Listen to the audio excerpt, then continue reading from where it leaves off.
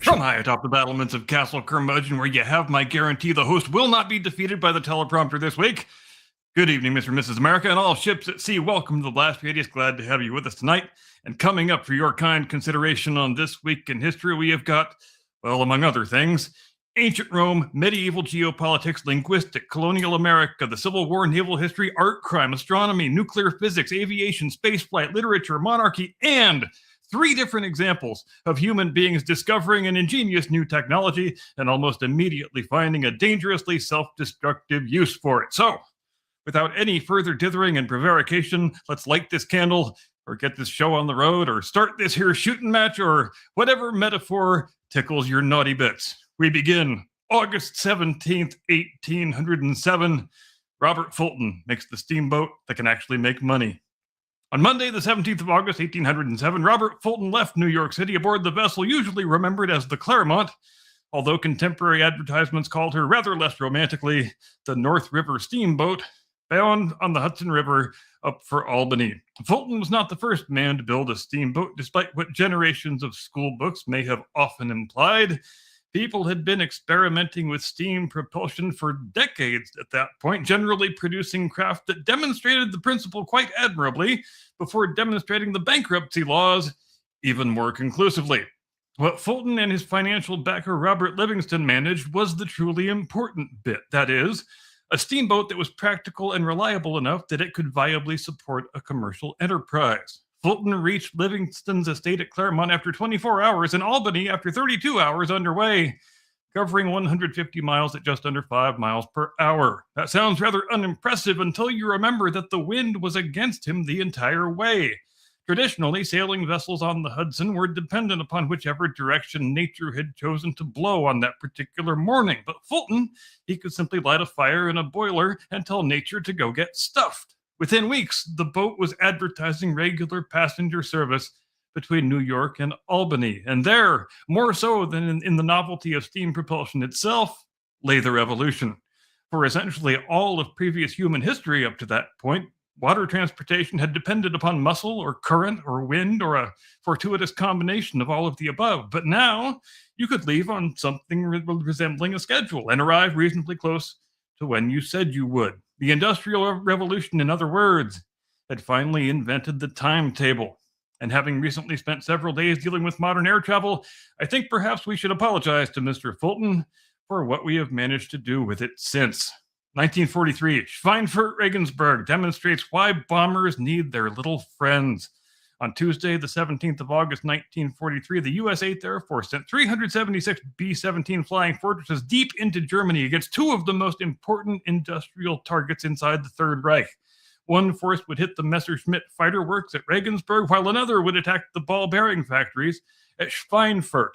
The clever part of the plan was that the 2 forces were supposed to go in almost simultaneously, thus dividing the Luftwaffe's attention, while the Regensburg bombers would continue south afterward and land safely in North Africa. But then the English fog intervened, as it has a tendency to do. The Regensburg force departed on schedule, while Schweinfurt was delayed long enough for the Germans to attack the first wave, then land, refuel, rearm, and then go back upstairs to attack the second one. Worse yet, the American fighters escorting the bombers simply did not possess the range to accompany them all the way into Germany. Eventually, those P-47s reached their outbound limit and had to turn around. And then several hundred B-17 crews discovered the shortcomings of the pre-war theory that said that formations of heavy bombers, if you festooned them with a sufficient number of 50 caliber machine guns, they could simply fight their own way through enemy airspace. But in the actual event, 60 Flying Fortresses were shot down, roughly 1 out of every 6 that were dispatched, and more than 600 American airmen were killed, missing, or captured. The targets were very badly damaged, but the arithmetic was, to put it mildly, unsustainable.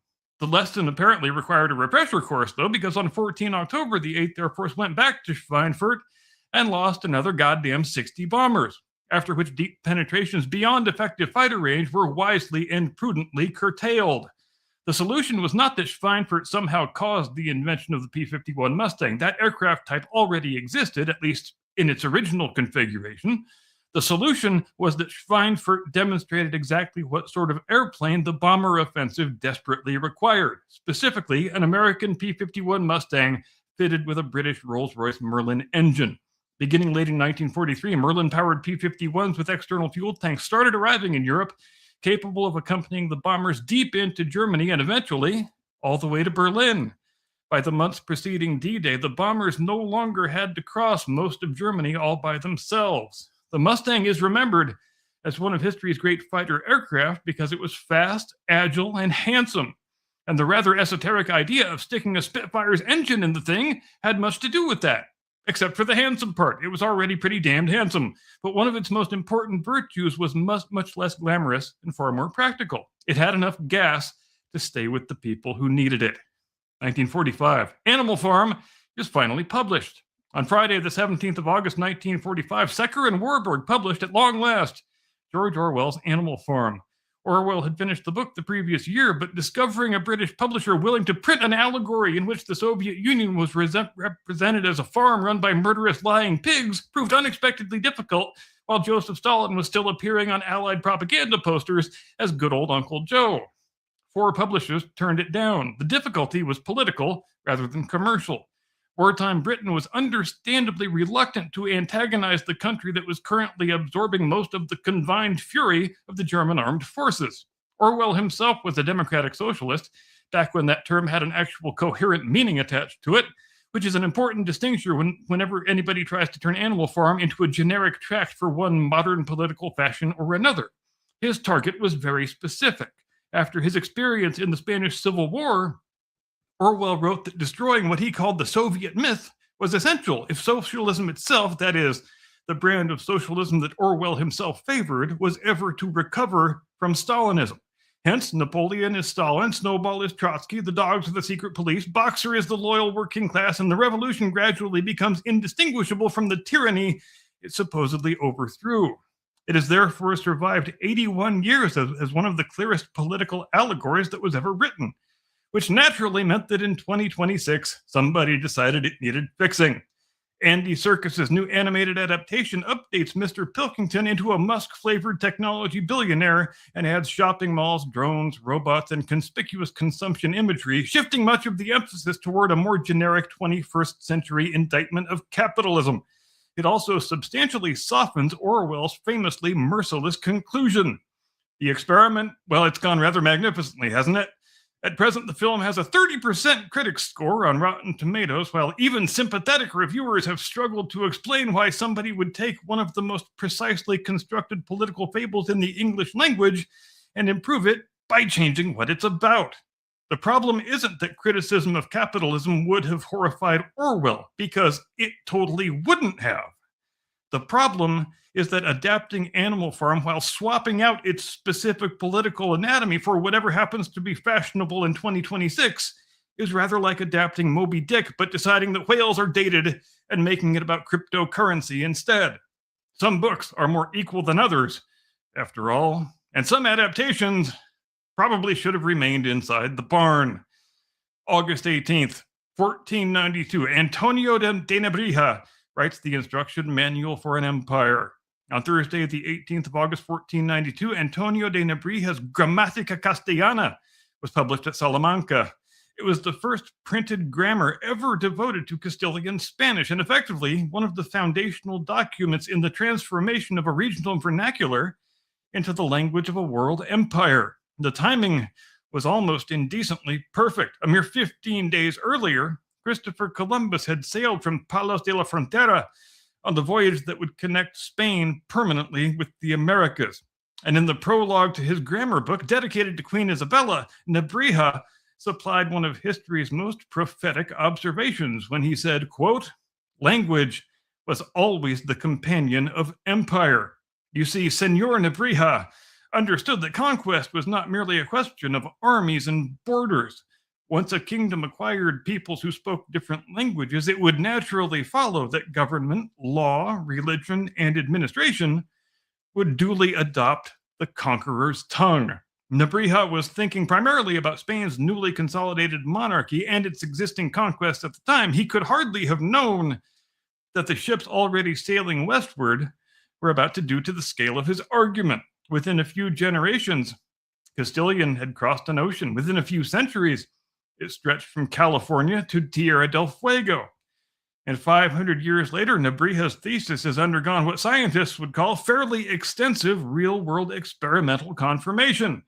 Just look at a linguistic map of the Western Hemisphere today.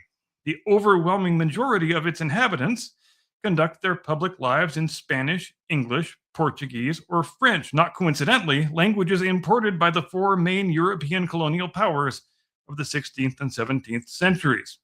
The empires, they have mostly vanished. The flags came down, their governors went home, their borders were duly redrawn, and hundreds of millions of people continued speaking their languages.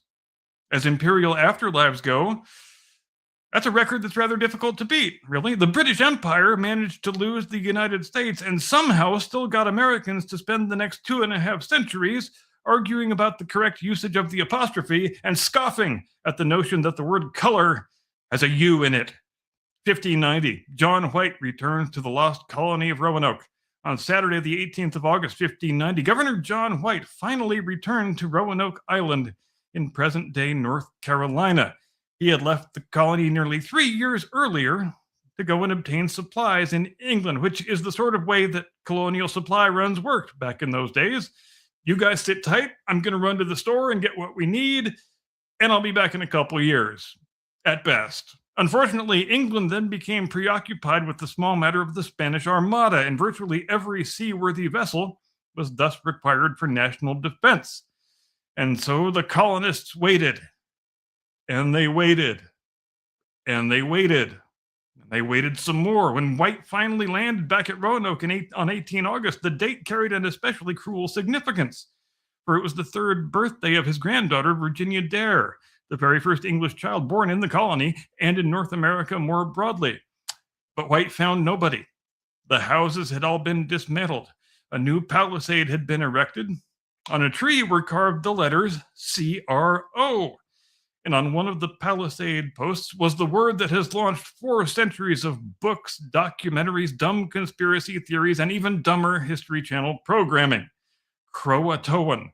But here is the detail that generally gets lost when the story is presented as some sort of insoluble supernatural mystery. To John White, Croatoan absolutely was not any sort of mysterious message. It was really more of a forwarding address, because before leaving, he had specifically instructed the colonists to carve the name of their destination if they should happen to relocate. If they had been forced to leave under attack or some sort of distress, they were supposed to add a Maltese cross. There was no cross. However, Croatoan was an island, the island that we now call Hatteras Island, in fact, and home to native people with whom the colonists had established relations. White therefore concluded that his people had moved there and immediately tried to go and look for them. And then, unfortunately, a storm prevented him from reaching Croatoan and forced his ship back out to sea. Alas, he never returned.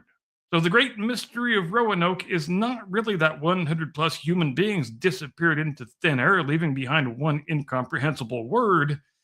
They disappeared, leaving behind a sign telling rescuers exactly where they had probably gone. History simply never managed to go and check the address, which is somehow all the much more frustrating. 1868, humanity discovers an element 93 million miles away. On Tuesday, the 18th of August, 1868, the French astronomer Pierre Janssen was in India observing a total solar eclipse when he pointed a spectroscope at the sun. Spectroscopy was still relatively new at that time, the technique of separating light into its component wavelengths and looking for the distinctive bright or dark lines produced by different chemical elements. Think of it sort of as a chemical barcode. You might not think that it predates color photography by so many years, but indeed it does. Janssen noticed a bright yellow line in the solar spectrum that did not correspond to any element that was then known to exist on Earth. Later that year, the British astronomer Norman Lockyer independently observed the same mysterious signature. The obvious conclusion was simultaneously brilliant and slightly ridiculous. There appeared to be an element in the sun that nobody had ever found on Earth. Lockyer and the chemist Edward Franklin gave it a name that they derived from Helios, the Greek personification of the sun. They called it helium.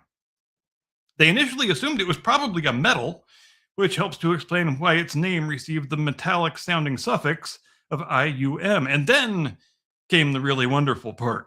For more than 20 years, scientists continued discussing an element whose existence had been established by looking at an object approximately 93 million miles away, while nobody could conclusively put any of it in a bottle here at home. It wasn't until 1895 that William Ramsay isolated terrestrial helium from a uranium-bearing mineral and demonstrated that its spectrum perfectly matched the solar mystery substance. So helium belongs to a very exclusive category in the history of science. Things that we discovered in outer space before we discovered them on Earth. Today, it's such a familiar thing that we associate it mainly with balloons, airships, cryogenics, and birthday parties. But its scientific debut came in the atmosphere of the sun during an eclipse, decades before anyone knew with certainty that there was any of it beneath their own feet. Astronomers had successfully analyzed the chemical composition of a star before chemists finished inventorying the planet that they were standing on. And if that isn't the 19th century showing off, I don't know what the hell is. August 19th, 43 BC. Octavian discovers that elections work better when you bring along 8 heavily armed legions of election observers. On Wednesday, the 19th of August, 43 BC, 19-year-old Gaius Octavius, better known to history as Octavian and eventually, of course, Augustus, became first consul of Rome. Elected is technically the correct word. There was, however, an unusually persuasive get-out-the-vote operation that was involved. Julius Caesar had been murdered the previous year, leaving his teenage great-nephew as his adopted son and principal heir. Octavian had rapidly acquired Caesar's name, Caesar's veterans, and the disconcerting habit of behaving as though being 19 were no obstacle to running the Roman world. Earlier in the year 43, he had cooperated with the Senate against Mark Antony. That alliance worked just long enough to defeat Antony at Mutina, whereupon both serving consuls conveniently died. The Senate tried to sideline Octavian, and Octavian discovered that he and the Senate had developed irreconcilable philosophical differences concerning exactly how important Octavian ought to be. So he sent centurions to Rome demanding that he be awarded the vacant consulship. The Senate told him to fuck off. Octavian responded by crossing the Rubicon with 8 legions and marching on Rome. This produced an astonishing late surge of support for his candidacy. An October surprise with lots of swords, one might say. On August 19th, he and his relative Quintus Pedius were elected consuls, making Octavian the youngest consul that Rome had ever seen. He immediately secured legal confirmation of his adoption by Caesar and legislating prosecuting Caesar's assassins. Within a matter of months, he would reconcile with Antony and Lepidus, establish the Second Triumvirate, unleash the proscriptions, defeat Brutus and Cassius, eventually destroy Antony and Cleopatra, and become the unchallenged master of the Roman world. The best part is the way Augustus later described all of this in his own self-hagiography entitled Res Gestae. At 19, he wrote, he had raised an army on my own initiative and at my own expense in order to restore liberty to the Republic. And if restoring constitutional government requires marching 8 legions into the capital until everybody votes correctly, well, sometimes that's just the way the ball bounces.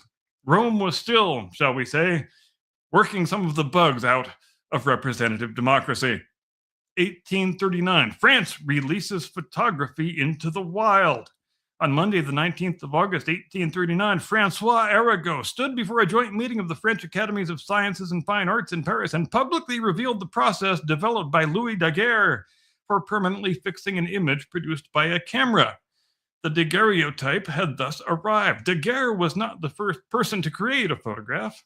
That honor properly belongs in large measure to his former partner, whose name I am not going to attempt to pronounce. But Daguerre had developed a practical process capable of producing extraordinarily detailed images on silver-plated copper.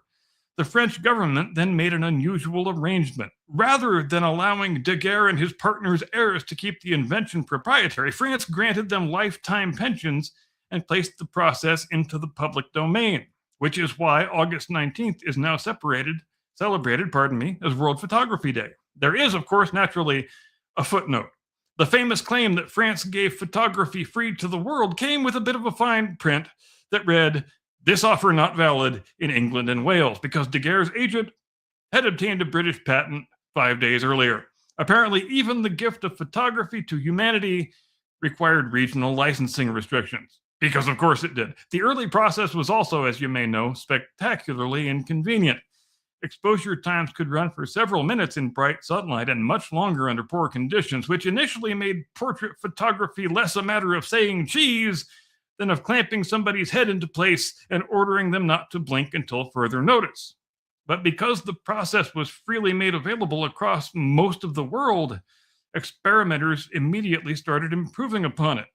Within a few years, exposure times had collapsed, portrait studios proliferated, and ordinary people who could never afford to commission an oil painting could preserve an exact likeness of themselves and their families. Humanity had spent thousands of years possessing only paintings and descriptions of what people looked like. Then suddenly, we could freeze reality directly onto a little plate, and having acquired that astonishing ability, it took approximately 11 minutes before somebody began complaining that they looked terrible in the picture. 1960. Belka and Strelka boldly go where no dog has come back from before. On Friday, the 19th of August, 1960, the Soviet Union launched Karabi Sputnik 2, usually called Sputnik 5 here in the West. Its most famous passengers were two dogs, Belka, meaning squirrel, and Strelka, meaning little arrow. I feel like it should have been moose and squirrel. I feel like the Soviets missed a huge trolling opportunity there, but maybe that's just me. They were not the only passengers on board, though, not by a long shot. They were accompanied by a rabbit, 40 mice, 2 rats, some fruit flies, some plants, and various other bits of biological stuff. The Soviet Union had already put a dog into orbit. Of course, Laika had flown aboard Sputnik 2 back in 1957. But Laika had never been intended to return. Belka and Strelka, on the other hand, were testing something much more important: whether a living organism could survive a launch, spend an extended period in orbit, endure re-entry, and come home in a condition of not being dead, which, in the event, they did. After roughly a day in space, the capsule returned safely on August 20th, making its passengers the very first living creatures recovered alive after an orbital flight.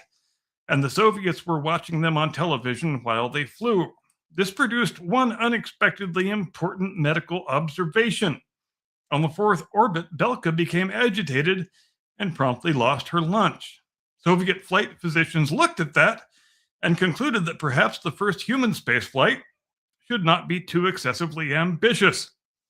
So when Yuri Gagarin finally flew the following April, his mission consisted of exactly one orbit only. Belka's motion sickness may therefore have contributed to one of history's wiser examples of engineers resisting the temptation to say, while we're up there, let's see what happens if we do 17 more. Both dogs survived and became fairly big Soviet celebrities. Strelka later produced 6 puppies, one of whom, Pushinka, Nikita Khrushchev gave to the Kennedy family, probably with a KGB listening device up its ass, but who can say for sure?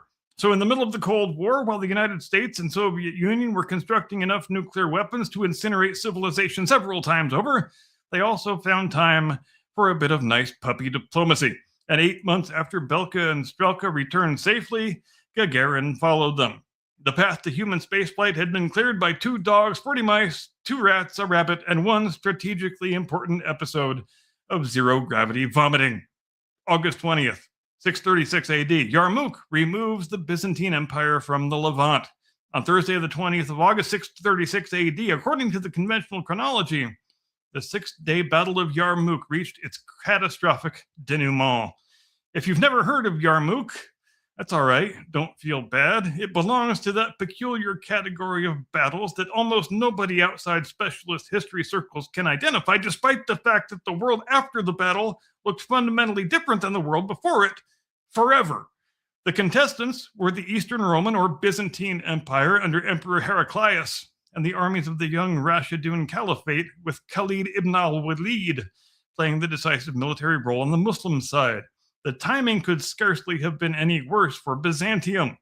For roughly a quarter century, the Romans and Sasanian Persians had been beating each other bloody in one of antiquity's most destructive wars. Heraclius had ultimately pulled off a remarkable victory and defeated the Persians. Then, almost immediately, armies united by the new religion of Islam came pouring out of Arabia toward the two exhausted superpowers. At Yarmouk, the Byzantines attempted to recover territory already lost in Syria. Instead, their field army was very decisively defeated. On the final day, Khalid used his concentrated cavalry to help break the Byzantine position. Retreat turned into disaster amid the ravines and broken ground around the Yarmouk.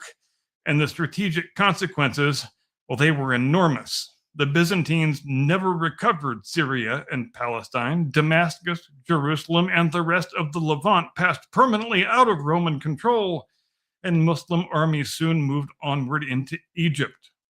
An imperial presence in Syria that had stretched back into the Roman conquest in the 1st century BC was effectively extinguished.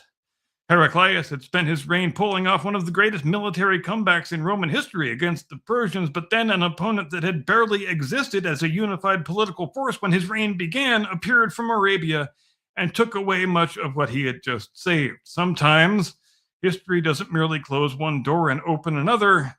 Sometimes it waits until you finished rebuilding the house and changes the locks. Then it kicks you in the balls and laughs at you while you're writhing on the ground. 1775, Tucson receives a Spanish fort courtesy of a red-headed Irishman. On Sunday, the 20th of August, 1775, Lieutenant Colonel Hugo O'Connor, in the service of the King of Spain, selected and laid out the site of the new Presidio San Agustin del Tucson. Calling this the founding of Tucson, though, requires an immediate qualification.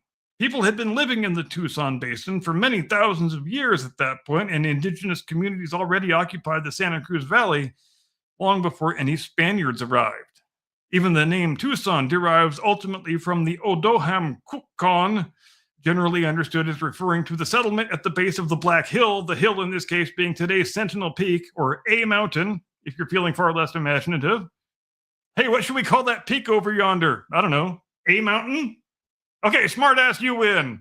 A Mountain it is. And what happened in 1775 was the establishment of the Spanish military post from which colonial and later urban Tucson developed. And the man responsible was not, as one might expect, named Garcia or Mendoza or Rodriguez. He was born Hugh O'Connor in Dublin, Ireland, a famously non-Spanish part of the world.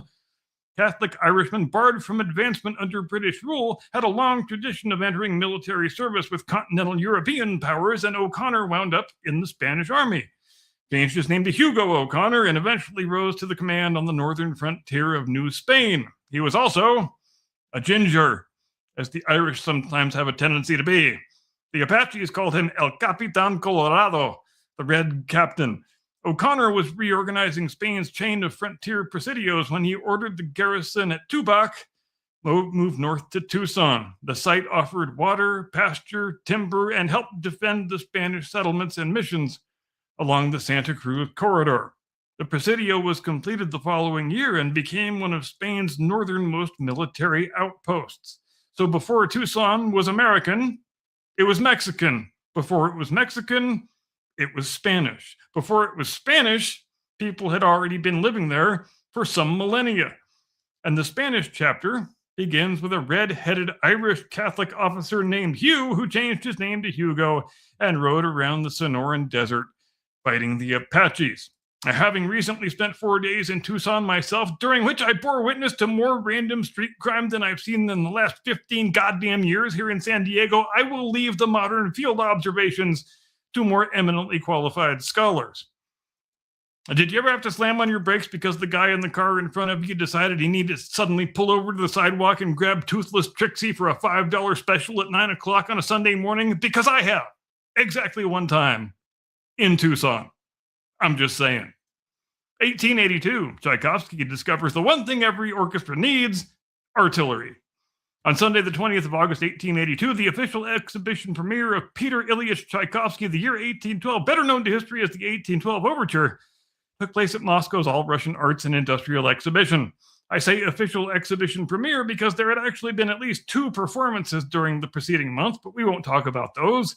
This is the sort of distinction which prevents metallurgical pedants, classical music pedants, and chronology pedants from all forming an alliance against us, and we don't want that.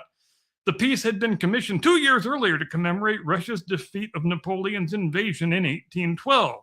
Tchaikovsky was not inspired. In fact, he regarded the assignment with approximately the enthusiasm of a high school student being informed that the term paper is due on Monday.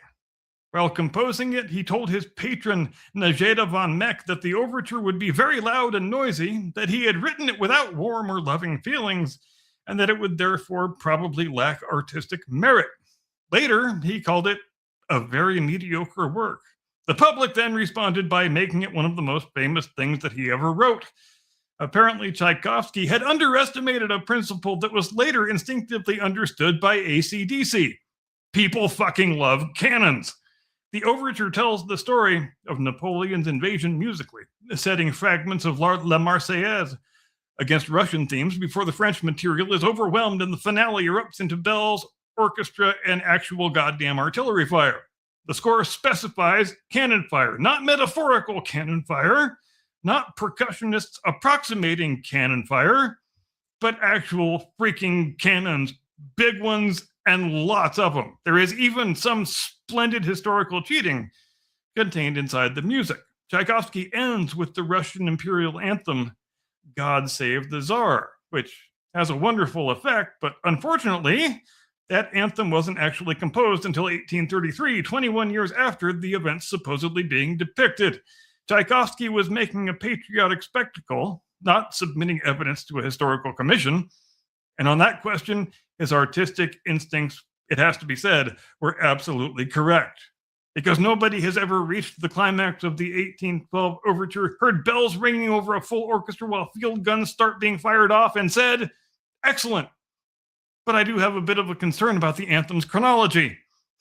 Sometimes historical accuracy must yield to a higher artistic truth. And that truth in this case is, if your concert finale isn't working, add more cannons and more cowbell, obviously. August 21st, 1810, Sweden hires one of Napoleon's marshals to become Swedish. On Tuesday, the 21st of August, 1810, the Swedish parliament elected Jean-Baptiste Bernadotte, Marshal of France and Prince of Pontecorvo, as Crown Prince of Sweden. And this, of course, requires a bit of explanation. Sweden had just endured a fairly catastrophic few years. King Gustav IV Adolf had been deposed in 1809 after a war with Russia cost Sweden the possession of Finland, which it had controlled in one form or another for some centuries. His successor, Charles XIII, was elderly and childless. The Swedes therefore needed an heir pretty badly, preferably one with enough military prestige to keep their suddenly diminished kingdom from being kicked around by Europe's larger powers. They first adopted a Danish prince named Charles August, and he promptly dropped dead. So, Sweden reopened the royal employment search. At this point, a young Swedish lieutenant named Karl Otto Morner did something that was wonderfully unauthorized. While in Paris, he approached Bernadotte and essentially asked him, hey bro, how would you like to be king of Sweden? Nobody had authorized Morner to do any such thing or make any such offer. The Swedish government was sufficiently impressed with his initiative that when he returned home, they promptly placed him under arrest. Unfortunately for them, his ridiculous idea actually began catching on. Morner had effectively invented a political movement and then watched everybody decide that maybe this lunatic has some sort of a point here. Bernadotte was a highly successful soldier. He had a reputation in Sweden for humane treatment of Swedish prisoners during an earlier campaign, and crucially, he was neither Russian nor Danish. On August 21st, the Assembly Estates at Orebro chose him. He converted to Lutheranism. He was adopted by Charles XIII. He took the name Karl Johan, and he arrived in Sweden that autumn. And then the story gets even better. When Napoleon's relationship with Sweden later deteriorated, his former marshal eventually joined the coalition against him. As commander of the Allied Army of the North, Bernadotte fought against Napoleon's forces during the 1813 campaign that culminated at Leipzig. He then forced Denmark to surrender Norway to Sweden. In 1818, the former French revolutionary soldier became King Charles XIV John of Sweden and Charles III John of Norway. His descendants, they are still there sitting on that throne. The current Swedish royal family remains the House of Bernadotte, more than 2 centuries after Sweden solved its succession crisis by allowing an overeager lieutenant to go to Paris and recruit a Frenchman. There are elaborate theories about dynastic legitimacy. Apparently, another perfectly workable method is just find a successful middle manager at Napoleon Incorporated and offer him Scandinavia. 1911, somebody steals the Mona Lisa and accidentally makes it the most famous painting on Earth. On Monday, the 21st of August, 1911, former Louvre employee Vincenzo Perugia walked into the museum and stole Leonardo da Vinci's Mona Lisa. The Louvre was closed to the public on Monday, as you see, and Perugia knew the building. He had worked on the protective glass surrounding the artworks, and he could pass plausibly for one of the museum's workmen. So he just removed the painting from its frame and departed the building with a Renaissance masterpiece that was small enough to secrete underneath his clothing. And nobody noticed for more than a day. When an artist arrived to copy the painting and found an empty space on the wall, Louvre employees initially assumed it had merely been taken away to be photographed or something. Eventually, though, somebody actually checked. No, it turns out it hadn't been taken away. Well, it had been taken away, but it was taken away by a thief. They had lost the Mona freaking Lisa. France went insane, of course. The Louvre closed. Newspapers around the world covered the theft. Thousands of people eventually came to the museum merely to stare at the empty wall. Police pursued various theories and somehow managed to drag Guillaume Apollinaire and Pablo Picasso into the investigation because an acquaintance of theirs had previously stolen antiquities from the Louvre. They, of course, were innocent. Meanwhile, police actually interviewed Perugia at one point, but failed to notice that the painting was hidden inside the apartment he was in. For more than 2 years, he just kept the thing. Then in 1913, he contacted an art dealer in Florence and tried to return or sell it to Italy. Perugia later presented himself as an Italian patriot recovering art that Napoleon had stolen from his homeland. There was only one minor problem with that. Napoleon hadn't stolen the Mona Lisa. Leonardo himself had taken the painting to France centuries earlier, where it ultimately entered the French royal collection. It was an unusually poor choice of masterpiece for nationalist repatriation. Perugia was arrested, the painting was returned to Paris, and the enormous publicity surrounding the theft transformed an already highly esteemed Leonardo into something approaching a secular holy relic. The caper helped make the Mona Lisa the most recognizable painting on Earth. And the story is unusually topical on this week of all weeks. Italian authorities are right now investigating the theft of works by Antonello da Messina from the Regional Museum in Messina in a brazen operation so peculiar that officials are examining possible organized crime involvement. Apparently, after a century of alarms, cameras, motion detectors, and specialized art crime police, humanity has yet to develop a security system capable of completely defeating the sophisticated criminal technique known as walking into a museum and leaving with the art. 1945, the Demon Corps claims its first victim. On Tuesday, the 21st of August, 1945, 24-year-old physicist Harry Dalian was working at the Omega site at Los Alamos. The war had ended only days earlier. Dalian had worked on the Manhattan Project and had been present at the Trinity tests. Now he was conducting criticality experiments using a spherical plutonium core. The experiment consisted of stacking tungsten carbide bricks around the plutonium, creating a neutron reflector, and determining how close the assembly could be pushed toward criticality. This is exactly as relaxing as it sounds. Dalian was working alone, which was very much contrary to the safety rules. As he moved another brick into position, his neutron counter warned him that placing it there was going to drive the assembly critical. Dalian attempted to pull the brick away. Instead, he dropped the damn thing, and the core went prompt critical. Dalian desperately knocked away and removed bricks until he had stopped the reaction, but in the act of doing so, exposed himself to a massive dose of radiation. He died 25 days later on September the 15th, and as you can imagine, those were a uniquely miserable 25 days.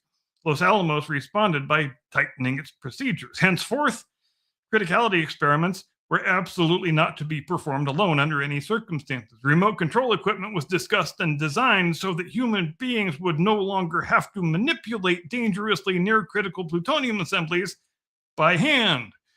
Great. Excellent. Problem solved, right? Except the remote equipment wasn't quite ready yet.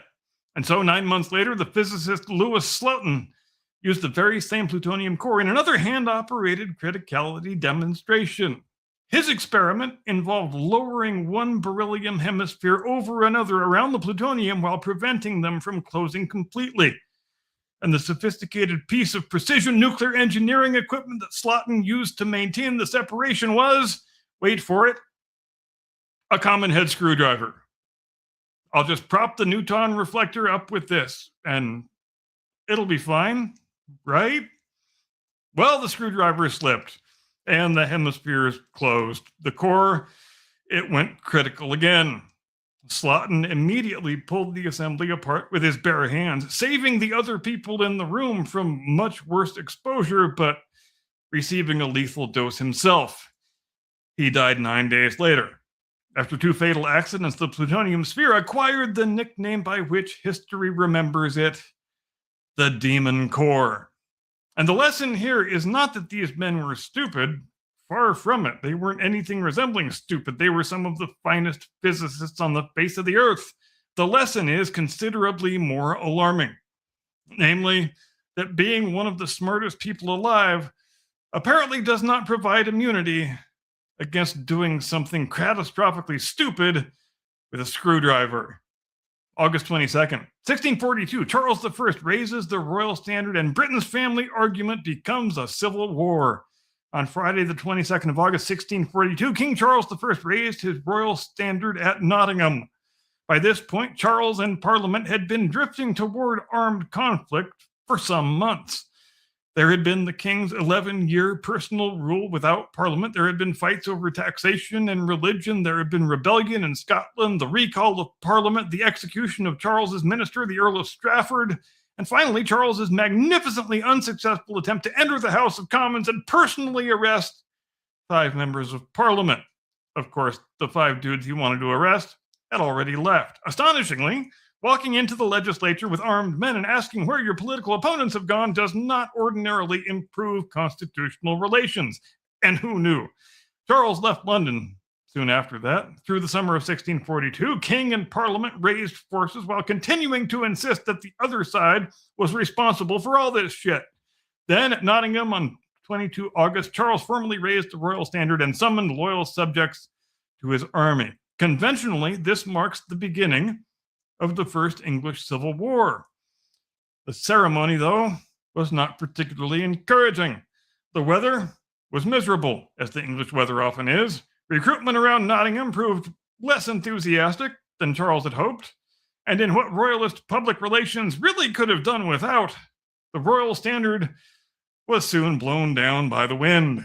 Contemporaries unsurprisingly interpreted this event as a bad omen, and they were not wrong. 4 months later, nobody had won. 4 years later, Charles had lost the First Civil War. He then escaped custody, helped to provoke another round of fighting, lost that one too, and eventually supplied Parliament's increasingly radical soldiers with the revolutionary suggestion, what if England simply didn't have a king anymore? In January 1649, Charles was tried for treason against his own subjects and beheaded outside the banqueting house in Whitehall. Britain abolished the monarchy for 11 years. And then everybody, they decided they had had just about enough of that, and they invited Charles's son back. They then immediately realized what a profligate, hedonistic, spendthrift scumbag that guy was, and immediately began laying the groundwork for replacing the House of Stuart with an altogether different royal house, which tells you kind of a lot about the love-hate relationship that Britain has with its monarchy. So the English Civil War ultimately demonstrated 2 rather important constitutional principles. The first is that the king cannot simply rule without Parliament. And the second, England can apparently survive approximately 11 years without a king before becoming quite uncomfortable and ordering another one. 1851, America wins the America's Cup before there is an America's Cup. On the 22nd of August, 1851, during the summer of London's Great Exhibition, a revolutionary-looking American schooner named, in a real flight of imaginary fancy, America, lined up against the finest yachts that Britain could offer in a race around the Isle of Wight. The boat belonged to a syndicate headed by the New York Yacht Club Commodore John Cox Stevens, no relation to John Stevens Cox or to Dewey Cox, despite rumors to the contrary. The Americans had crossed the Atlantic partly to demonstrate American yacht design and partly because wealthy Victorian gentlemen regarded gambling enormous sums of money on boat races as a perfectly respectable use of an afternoon. The Royal Yacht Squadron arranged a race for its 100-pound cup, pounds in this case referring to money, not the weight of the trophy, which would be open to international competition. 15 yachts started the race, 14 of them were British. The other one was our little friend America. The Americans, quite improbably, won the damn thing. And this produced one of the most famous exchanges in all of sporting history. According to the traditional story, Queen Victoria was watching the race and asked, "Which is first?" "America, Your Majesty," someone replied. "And which is second?" The reply to that question was, "Your Majesty, there is no second." It is a magnificent line, of course. It's also one of those magnificent lines whose documentary pedigree becomes less impressive the harder historians stare at it. The America's Cup organization itself appropriately describes the exchange as something that was supposedly said, which is to say, it's almost certainly apocryphal, but we don't really care. We have retained it because historical accuracy has never defeated a really good quotation. The trophy returned to New York with the winning syndicate. 6 years later, they donated it to the New York Yacht Club under a deed of gift, establishing it as a perpetual international challenge trophy. And the cup eventually took its name from the winning boat, not the country, mind you. That is why it is called the America's Cup and not the American Cup. It's now generally regarded as the oldest trophy in all of international sport. And because history enjoys details that are designed specifically to irritate the pedantically inclined, the trophy everybody calls the America's Cup is really a silver ewer open at both ends and originally incapable of holding any drink whatsoever. So the oldest international sporting cup in existence isn't really a cup, but we don't care. 1963, Joe Walker flies an airplane into space. On Thursday, the 22nd of August, 1963, NASA research pilot Joseph A. Walker climbed into a North American X-15 number 3 beneath the wing of a B-52. The B-52 carries him to altitude and releases him. Walker lights the X-15's rocket engine, and then he went up and up.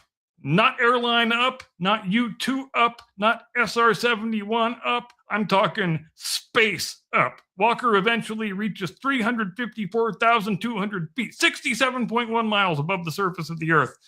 That placed him well above not only the military's 50-mile definition of space, but the 100-kilometer Kármán line, recognized internationally as the conventional boundary of outer space. It was the highest flight ever made by an X-15, and Walker had already crossed the Kármán line the previous month. So while Yuri Gagarin and the Mercury astronauts received the glory in the popular memory, Joe Walker quietly became the first human being to go into space more than once. And he did it in something with wings that took off under another airplane and landed on a dry lake bed. The entire flight only lasted about 11 minutes. The powered portion lasted far less than that. After the rocket engine shut down, Walker coasted upward ballistically, used reaction controls when conventional aerodynamic surfaces became ineffective in the near vacuum, then fell back into the atmosphere and transitioned from spacecraft to extremely freaking fast glider. There was no second chance at the landing. Obviously, the X-15 carried no conventional landing gear in the rear, only a pair of skids, and once the engine burned out, there was no restarting it. In other words, pick your lake bed very carefully. Walker's 354,200-foot record for piloted aircraft stood until Spaceship One finally exceeded it in 2004, more than 40 years later. And the X-15 wasn't merely an exercise in setting records. Its flights generated enormous amounts of data on hypersonic heating, stability, controls, structures, and atmospheric reentry. Precisely the problems American engineers had to understand as human spaceflight was developing. Walker himself moved on to the Lunar Landing Research Vehicle program, helping develop the bizarre flying contraptions that Apollo astronauts later used to practice landing on the moon. Sadly, though, he never lived to see Apollo 11. In 1966, Walker was killed when the F-104 he was flying collided with the giant XB-70 Valkyrie during a formation photo flight, an incident so tragic and so shambolic, it probably warrants its own deep dive video. But for one afternoon in August of 1963, Joe Walker sat in an aircraft, was dropped from another aircraft, lit a rocket behind himself, and flew so high that he ran out of atmosphere before he ran out of airplane. August 23rd, 1784, the United States almost gets a state of Franklin. On Monday, the 23rd of August, 1784, delegates from 3 counties in the western reaches of North Carolina gathered at Jonesboro and unanimously declared themselves independent of the state. They were not, however, attempting to leave the United States. In fact, quite the opposite. They just wanted to become another one of them, was all. At the end of the Revolution, North Carolina stretched all the way across the mountains into what is now present-day Tennessee. The settlements on the far side of the Appalachians were very remote from the state government. They were exposed to frontier warfare, and they were increasingly populated by people who thought that Raleigh was collecting considerably more loyalty than it was providing government. Then North Carolina offered its western lands to Congress to help satisfy the national debt. The inhabitants understandably wondered whether they were about to become politically homeless. So on August 23rd and 24th, delegates from Washington, Sullivan, and Greene counties met at Jonesboro and duly declared their independence. The resulting polity eventually adopted the name of Franklin. They elected Revolutionary War veteran John Sevier to be their governor. They established courts and a legislature, collected taxes, and behaved in most respects just like a proper state. There was only one trifling administrative problem. Nobody had admitted them to the Union. Franklin sent a delegation to Congress in 1785. 7 states even supported their cause. However, under the Articles of Confederation, they needed the support of 9. So Franklin achieved the unusual constitutional status of having fallen 2 votes short of actually existing. Meanwhile, North Carolina reconsidered its original land cession and decided they wanted that territory back. For a while, parts of present-day eastern Tennessee therefore enjoyed 2 competing governments simultaneously, Franklin officials and North Carolina officials issuing commissions, operating courts, and attempting to govern the same population. This eventually escalated into armed confrontation between the supporters of Sevier and the supporters of North Carolina loyalist John Tipton. But Franklin collapsed in 1788. Sevier was arrested for treason, although he was never tried, and North Carolina subsequently ceded the Western Territory again, this time successfully, to the federal government. In 1796, most of the same territory finally entered the Union properly as the state we lovingly know today as Tennessee, with our friend John Sevier as its first governor. So, Tennessee statehood ultimately worked out. It merely required 12 years, 2 governments, an attempted 14th state, an arrest for treason, and apparently filling out the federal paperwork correctly the second time. 1944, a 22-year-old king fires his dictator and changes sides in the middle of a world war. On Wednesday, the 23rd of August, 1944, King Michael I of Romania summoned Marshal Ion Antonescu to the royal palace in Bucharest. Michael was 22 years old. Antonescu was Romania's military dictator, Hitler's ally, and effectively the man who had been running the country, while the young king largely served as a figurehead. But by August of 1944, the arrangement that developed what management consultants might describe as a fairly serious strategic problem. Namely, the Germans were losing. Romania had entered the war against the Soviet Union in 1941, supplying troops and, crucially, oil from the fields around Ploiesti. Hundreds of thousands of Romanians had become casualties on the Eastern Front, and on August 20th, the Soviets had launched the enormous Jassy-Kishinev offensive. The Axis position in Romania was collapsing with astonishing speed. Michael and the leaders of Romania's principal opposition parties had already been preparing to get the country out of the war, and on the afternoon of August 23rd, Antonescu came to the palace. The king demanded that he accept an immediate armistice with the Allies. But Antonescu would not do so without first obtaining Hitler's agreement. Michael withdrew briefly, then he returned, and he informed Antonescu that he was now dismissed, and then had him arrested inside the royal palace, which must rank fairly high among history's awkward meetings with upper management, one has to say. Michael installed General Constantine Sănătescu as the new prime minister. That evening, the king addressed the country by radio, announcing the break with Antonescu's dictatorship and Romania's acceptance of the Allied armistice terms. The new government ordered Romanian forces to cease fighting the Red Army and asked German forces to politely leave the country.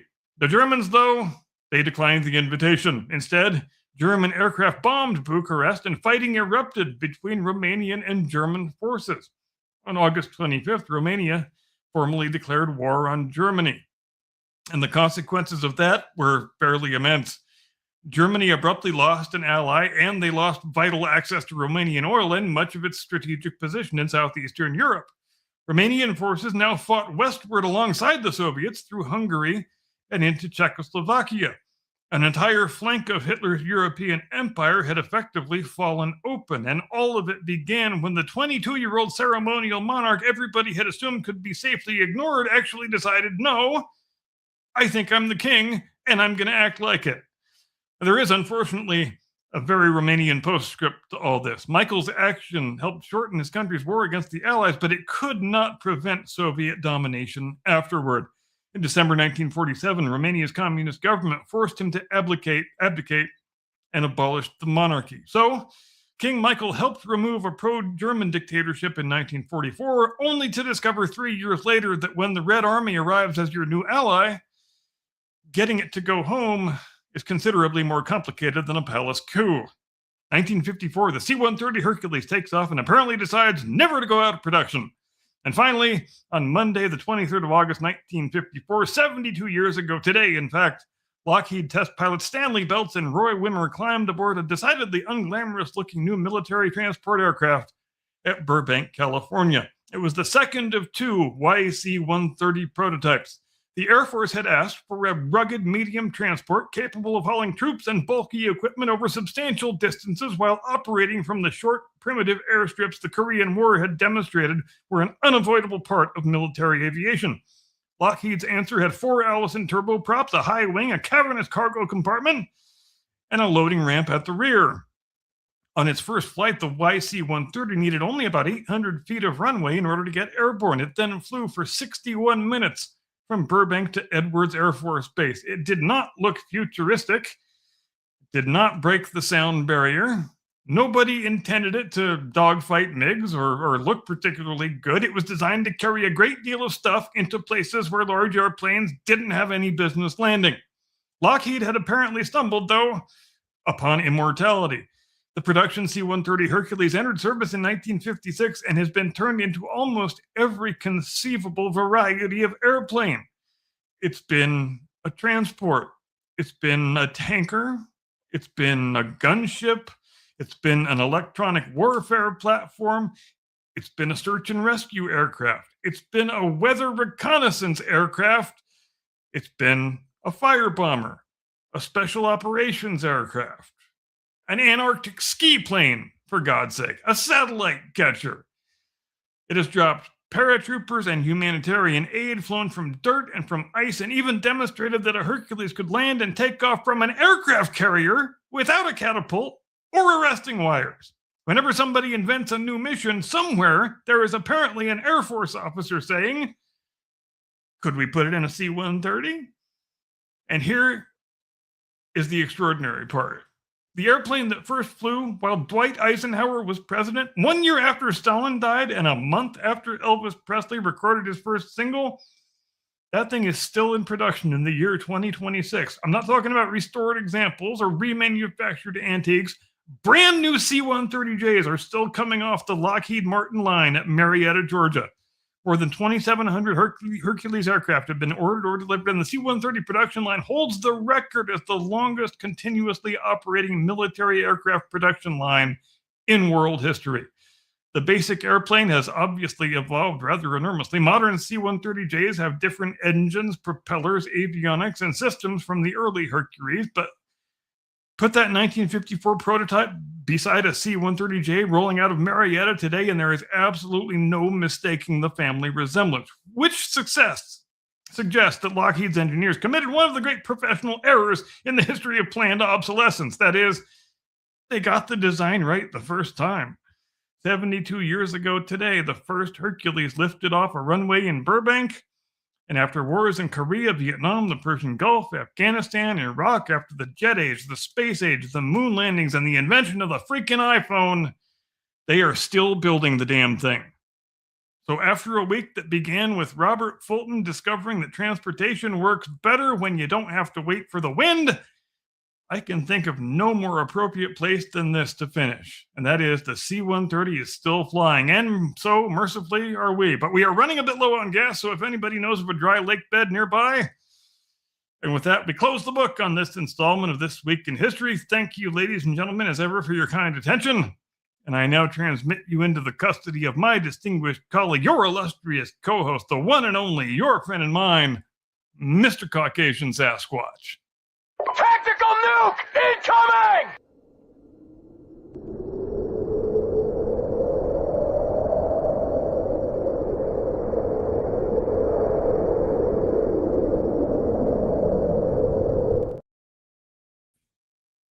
When President-elect John F. Kennedy asked outgoing President Dwight D. Eisenhower why the D-Day invasion succeeded, Eisenhower replied simply, "Because we had better meteorologists than the Germans." That's the truthiness.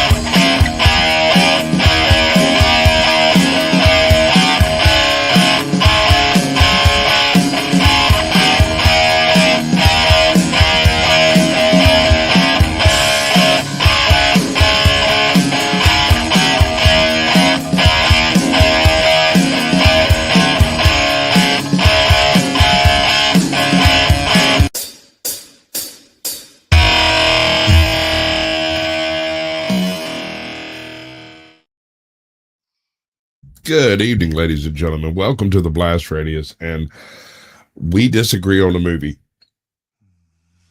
We do. You go first. It's not as bad as it sounds because I expected much, much worse. The movie is Pressure, and it is the latest D-Day flick leveled at, I guess, the paying public. I guess it doesn't come out until September 11th in the UK, but it's already been released in America. We might not want to play this then. Anyway, so I did not have very high expectations for this. So I loved all the actors. Was it Hugh Laurie that was playing Monty? It was Damian Lewis, and that's one of my complaints. Right. And he was absolutely killer. Oh my God, he stole this entire movie. Absolutely. See, I thought it was more of a caricature than a portrayal. And it really surprised me from Damian Lewis, because previously in his portrayals of historical figures, he's gone completely away from the caricature thing, especially when he portrayed Henry VIII in Wolf Hall, which I think is the absolute best ever portrayal there's ever been of Henry VIII, precisely because he portrayed him as an actual person and not just a pile of caricatures that have built up over the centuries, which is the way Henry VIII normally gets played. Right. So there's a scene in this, and totally spoilers everywhere. I'm not playing that game. We're doing spoilers. There is a scene in this movie where this individual here, and what's the position? It's a squad commander, group captain, right? Which is the RAF equivalent of a major. Right.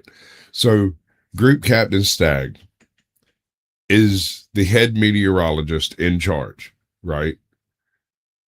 And it comes down to him. The man with the biggest brass balls in the entire world comes to him and says, "Listen, I need a forecast." And any weatherman, anyone who's ever looked at any meteorology to any extent ever, can tell you that there are no guarantees in weather. It can't happen. But there's a scene in this movie. Go ahead. No, I was going to say, just as they can tell you that Dwight Eisenhower was never a big, hulking, 240-pound, thick-necked linebacker-looking motherfucker. Who? Brendan Fraser? Sorry, can't buy the casting. Go ahead. But he did a great job for not fitting the role. Anyway, so the scene. Let me do the scene. We'll chew on Brandon in a minute. In this scene, Eisenhower is basically chewing the rear end out of the entire meteorology department wholesale, and he needs an answer. Is it a go or no go? There are two schools of thought on the table. One views historical data as more important than current measurements. The other takes the full-blown scientific approach of predictive contemplation based off of current measurements. Right. And this was a really important argument back before weather satellites were a thing. Right. Before current measurements could be taken down to the square foot and shit. But the question is, can we land the D-Day invasion on the given day that's been chosen? Right. Yeah. And he has to make this decision in like the next 7 minutes. And while he's standing there, Eisenhower's chewing his ass. He's chewing the other guy's ass. The other guy's chewing his own ass out. Everything's going absolutely shit balls up. And he gets a phone call. And the aide interrupts Eisenhower in the middle of a rant to tell this man, look, no, it's important. And Eisenhower stops immediately, lets him answer the call, gives him 3 or 4 minutes to deal with it, and then asks him if it's important, and he says it is irrelevant. That phone call was to tell him that the hospital where his wife and child was at had just been bombed by the Germans in the Blitz, and they had numbers of casualties, no idea who had lived, who had died, and there was no way for him to find out until after D-Day is done. Go or no go? And he says it's a no-go. There is no window. You cannot put bombers in the air. You cannot put paratroopers out the window. You cannot do this. It's not doable. Meanwhile, the other guy's over here doing the whole thing. Eisenhower knew probably before that phone rang that this man's wife and child were MIA. Right? Yes. Why else did that phone call actually make it to this man? He was under lock and key for the past 2 weeks. So that phone call came in at Eisenhower's behest. And that phone call, go ahead. It struck me strange because I'm thinking,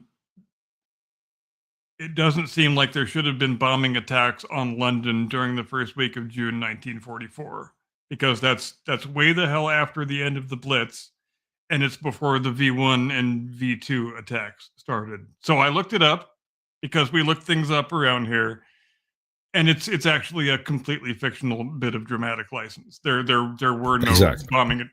Yeah, so. But, you So, know, sure. I realize in movies you have to insert fictional things for dramatic license, and that's fine. I have bigger complaints than that. It's the acting involved in this scene, right? That I really appreciated. Brendan Fraser, big hulking monster of a man he is, best he can do is look like a frog while talking, and that's Eisenhower. I'm not throwing any shade. It was a bad casting for him, right? Yeah. Danny DeVito, fucking anybody could do a better Eisenhower than Brendan Fraser, and that is no smoke on Brendan Fraser. He's just it would be like me trying to portray Kwai Kane. It just wouldn't work, right? Monty, on the other hand, yes, he was running a caricature, but have you ever heard any of the recordings of Monty talking to like the troops and shit? Oh yeah, then there's a reason why those caricatures exist, because he was almost a parody of himself. I mean, don't get me wrong. Right. And an absolute fool. He would have been better served in a Napoleonic War. He would have been an absolute unit. But in the industrialized murder fest that was Europe at the beginning of the 20th century, he was more or less wasted. Yes, and because he was successful in North Africa, he got, you know, turned into a national folk hero, and that's fine. You have to turn your successful generals into national folk heroes, and it's perfectly good and proper that he should have been turned into that. But it still went to his head a little bit too much, and he became often more of an annoyance. How should we say this? He often outweighed his own usefulness with the size of his ego. All right, so this is what I'm getting at here. You're Brendan Fraser and you're asked to play Eisenhower. There is nothing wrong with this. This is the best you could possibly hope for. Yeah, I mean, sometimes you get cast for a role you shouldn't be cast for, and you have to do the best with it that you can. So it's hard to begrudge the guy on that level, but everything about the portrayal is contrary to what we know about the historical Dwight Eisenhower, who was never a loudmouth blowhard. He was a very soft-spoken, very understated guy, and that was a big part of the reason why he was appointed as Supreme Commander, because it was thought correctly that his personality type would be more compatible with the personality types of the English officers with whom he was going to have to maintain good relations. But in this picture, everybody, it seems, is either an American stereotype or a British stereotype. The Americans are all It's true. big, brash, obnoxious, overconfident loudmouths who just want to fuck around and listen to music and shit. And the British characters are all very stiff upper lip, very reserved, very businesslike, and it just seemed a bit lazy to me. And then you got this one Scottish asshole over here who's trying to out-Brit a Brit. Yeah, and he was really the only part of the movie that I really liked, and all credit to him for that portrayal. Oh, dude, come on! You didn't like the rock star persona of the American meteorologist with all of his historical data? I got this, bro. Everything's all good, man. We can go. Just go, I wouldn't man. even doubt if that could have been Keanu Reeves. This is the reason we have AI, boys. Here's the challenge. That is an absolutely excellent call, because that totally could have been Keanu Reeves. You are absolutely right. 100%. I have no doubt that man was from Southern California, is all I gotta say. Totally. But at the time, right? At the time, this was a very critical point in meteorological history. Dear God, I shouldn't know any of this stuff. the people who had been collating data over the past 200 years of observations of weather patterns and the way things work and yada yada yada had a solid track record in most parts of the world in general as to what'll be happening, like Richard's Almanac type accuracy, right? Yeah.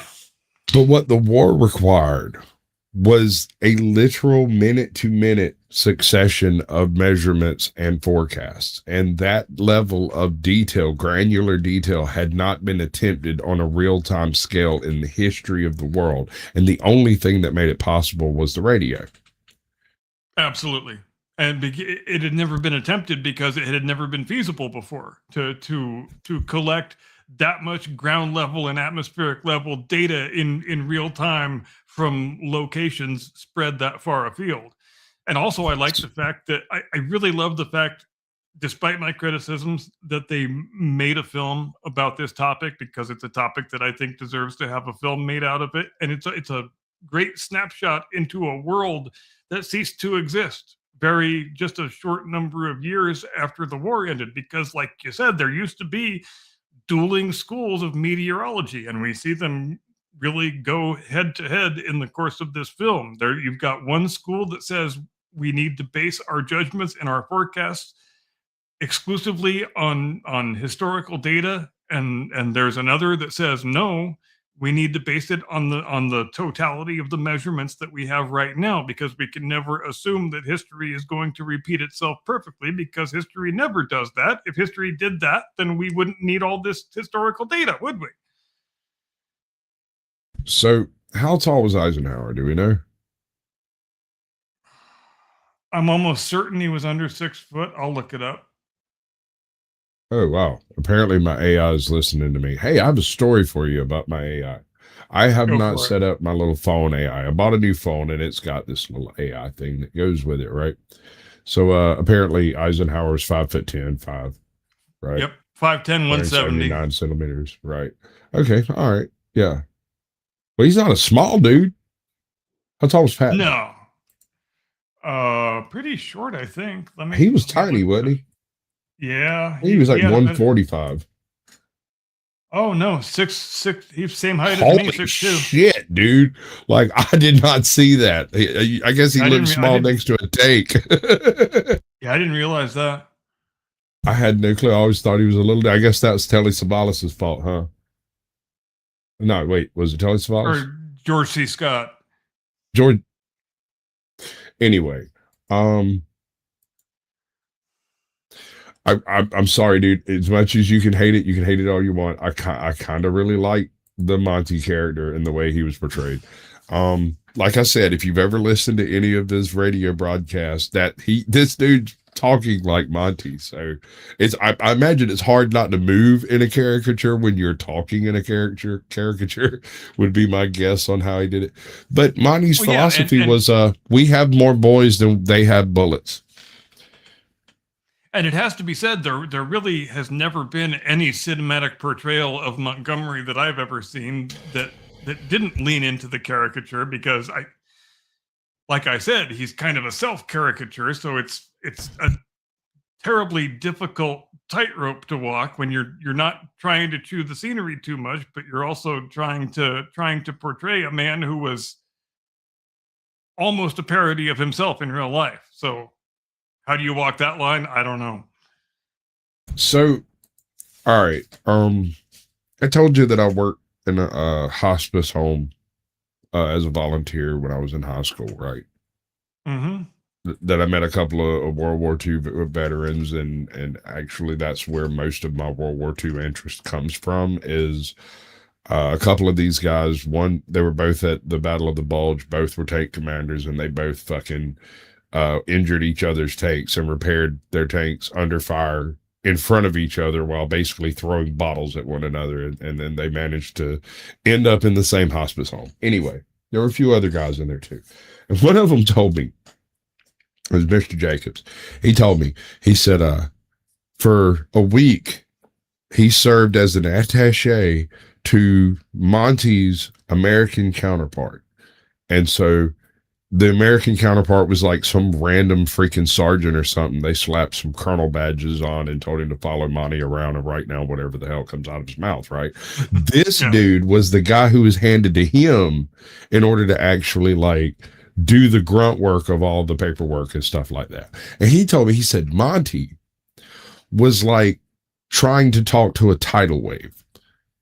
You can speak all you want. It's just not going to have an effect. And Mr. Jacobs wasn't known for a turn of praise, if you get what I'm saying, but he said he was like dealing with a force of nature. Yeah, it's not a bad allegory, talking to a tidal wave. I can picture it being like that. And imagine the job that Eisenhower had managing that set of personalities. Imagine how much it must have pissed Montgomery off that he had to be in his own country taking orders from some goddamn Yank. Right? Yeah, but I mean, hell, dude, once that whole North African campaign, that was some ugly work, brother. We need to do some deep dives into that shit one day and do a couple of what ifs. Like if Lone Pine hadn't have fallen the way it did, or Alamein hadn't have gone the way it did, like all of this could be a very different war. Yeah, and why does Rommel go from being a brilliant general to being an idiot?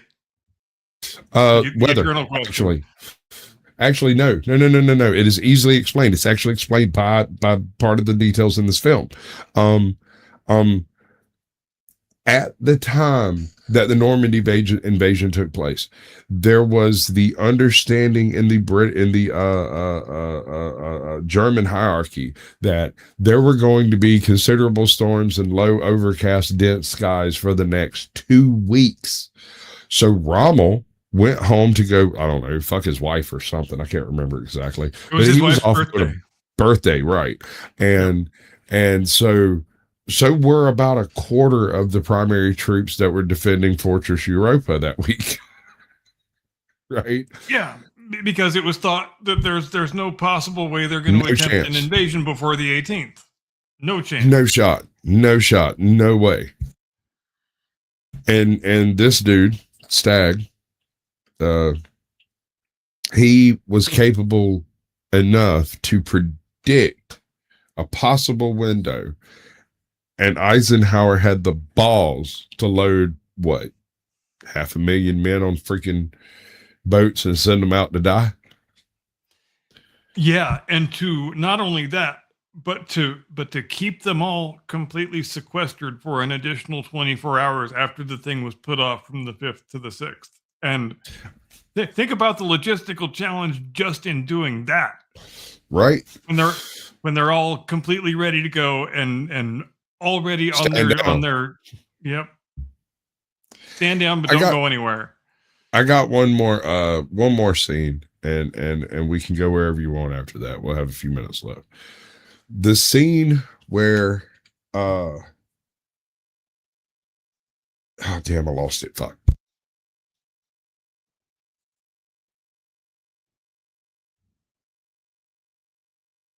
Oh yeah, no. It's the scene where Homeboy's standing there in the driving fucking rain of a hurricane, essentially.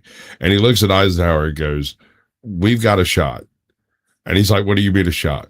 And the same man who just pulled the plug on $1 billion worth of equipment says, "No, we've got to go like, if you go now." And Eisenhower's like, "Go?" And he's like, "Go. Go." And it's like, "Sir, you need to go because you're running out of time." Like, go now. You've got a shot, but you've got to start now because it'll take 12 hours to get them in the air, another 12 for the weather, or another 3 for the weather to break. And so they will be dropping them. In fact, Omaha, if I remember right, Omaha was under heavy fog and rain at the time that they went up. Well, that was one of the reasons they had problems. Nobody should mistake the fact that just because they went and just because the forecast wound up being partially correct, the conditions were still pretty goddamn shitty, as evidenced specifically by the fact that nearly all of the amphibious tanks sank to the bottom of the channel. That was exactly what I was going to say. Yes. And the infantrymen wound up with absolutely no armored support. And on Omaha, especially, they got cut to pieces because of it. Oh, it's horrible. Alternate history. All the armored tanks make the beach. Then it's much less of a closely run thing. I mean, then they probably do wind up taking Caen on the day they were supposed to take Caen. It probably doesn't take 3 or 4 weeks as it did in the event. Hypothetically, the Battle of the Bulge never happens because there's 14 extra tanks at the front when it occurs. Yeah, there you wind up taking significantly fewer casualties on the beach, which means obviously that you have a much better complement of men to begin fighting their way inland, and you probably also have an enhanced morale level because you will have fewer guys still on their feet who didn't just see all their buddies get turned into hamburger meat back on that beach. Because let's not pretend that doesn't have an effect too. One more thing.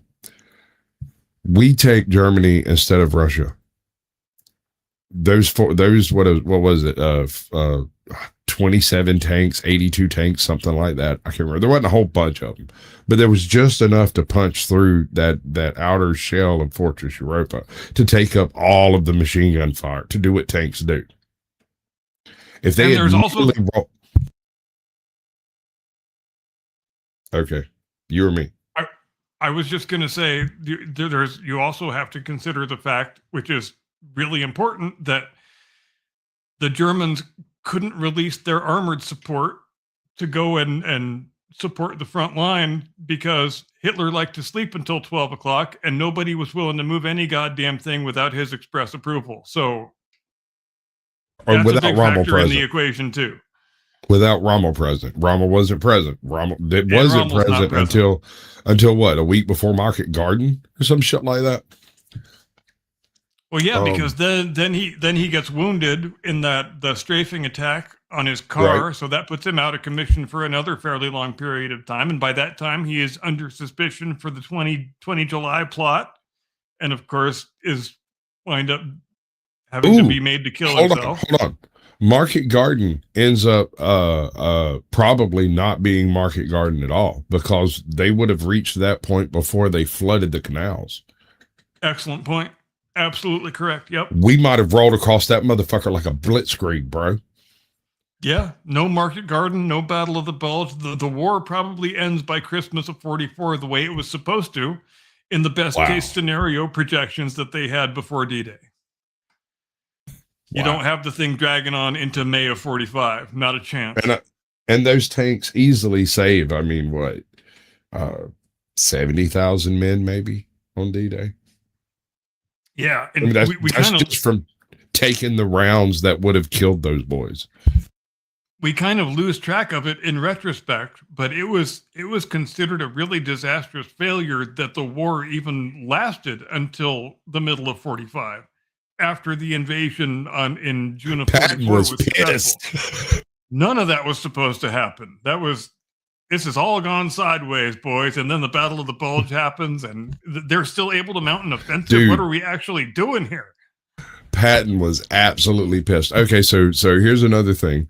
Since the Battle of the Bulge never happens, and the Western Front collapses faster than the Eastern Front, we end up reaching the Rhine way before the Red Army. However, yes, Germans also have like huge swaths of their SS still intact and in Germany. So Aachen takes a week instead of 4 days. Right? We lose tons of tanks in Aachen instead of like the 7 or 10 that we lost. We lose 50 in that motherfucker. That place is an absolute death trap for tanks. And it also, like you just alluded to, it materially changes potentially the next 40 years of post-war world history because the Red Army doesn't have the same chance to grab as much territory from the East as they did. It's probably not the Russians taking Berlin. It's probably us and the British.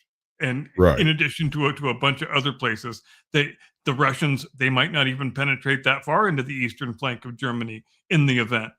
Well, I mean, what happens if rather than encountering the Americans in East Berlin, they encounter the Americans in far East Berlin, not here but there? Because here's the thing. There was this magical point after the crossing of the Rhine, but before the fall of the Reich, where the Americans had broke out and were literally attacking everything simultaneously. Like, it was an absolute wash. Once we crossed that freaking river, it was on like Donkey Kong, and they knew it. Instead of doing the weird spread out thing that they did, had they put, centralized both thrusts in both directions like a pincher, they could have gone completely around Berlin and met up with the Red Army without Berlin having actually fallen. Yeah. Right? And then play the oldest 3-card money game on the freaking planet. And it's obviously easy to judge these things with the benefit of hindsight, but I expect that Eisenhower probably would like to have the decision back where he decided that there was no strategic value that he was going to place in the city of Berlin itself. And it's time to do the thing, and I'm doing the thing. Ladies and gentlemen, thanks ever so much for joining us here on the Blast Radius tonight. Did I expect that monologue to go for an hour? Not really, but I thought it was a pretty good one. Hope you did too. Regrettably, we didn't have much time to discuss the movie and our World War II counterfactuals that we enjoyed doing so much. Maybe we'll do another one of those next week. Who knows? Could happen. You'll have to join us to find out. Hope you have a great day tomorrow. Fantastic day after that. Just a perfectly edifying rest of your week. Take care. Stay safe. See you next Sunday, 8 Eastern, 5 Pacific, as we always do. See you next time. Do not comply. Get off my lawn.